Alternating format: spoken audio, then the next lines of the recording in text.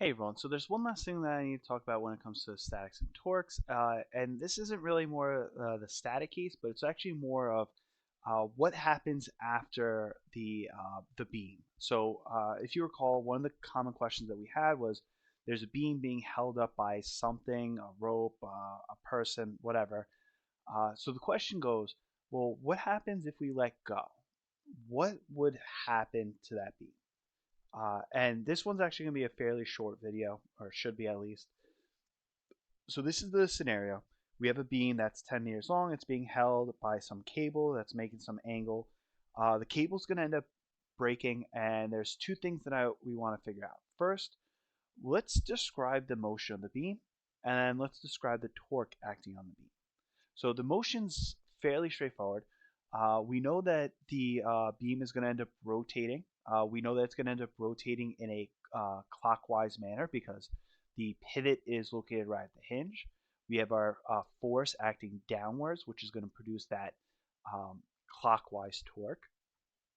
Because there's no other forces, we know that torque is going to cause it to accelerate in the angular motion. So its angular speed is going to increase because of this angular acceleration. Now, the next part, describe the torque. This actually becomes important uh, because of the fact that we know gravity is always acting downward, right? And that's constant. It's You might assume that the torque should also be constant. Uh, because remember, torque is Fr sine theta. The force is the same, and it's not changing its location along the beam, so that should also be the same. But it turns out that the angle actually isn't constant. See, initially, my force is going straight down, but when this beam falls and actually makes an angle to the wall, my force of gravity is still going to go downward, but now it is at an angle to the beam.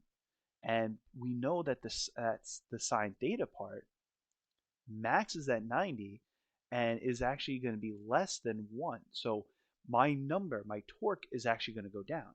And in particular, once it gets to the point where my beam is acting straight down, my force of gravity will also act straight down. This is going to be an angle of 0 degrees, which we know gives us a torque of 0.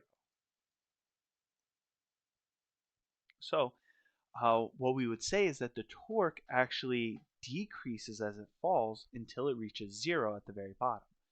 If we actually compare this and go back to what we talked about with the motion of the beam, we can actually see that when it rotates, it's not going to rotate at a constant acceleration. We said that it was accelerating, but the acceleration, it turns out, changes as it falls. It's actually going to end up slowing down, or I shouldn't say slowing down, but uh, slowing down its acceleration throughout. So it's going to have a very quick acceleration in the beginning, but then as it falls, that acceleration rate is going to go down. It's still going to get faster and faster because it is still accelerating, but that amount ends up decreasing. In fact, this actually ends up becoming a pendulum. If it's actually free to swing to the other end, we'll actually end up having a pendulum case, which is exactly the effect that we saw in the simple harmonic motion, that as the object kind of returned to that equilibrium point, the acceleration ended up going to 0, and then it would kind of swing on the other end because of momentum and energy, and then it would start decelerating in the other direction. So this actually fits perfect with what we've learned in simple harmonic motion.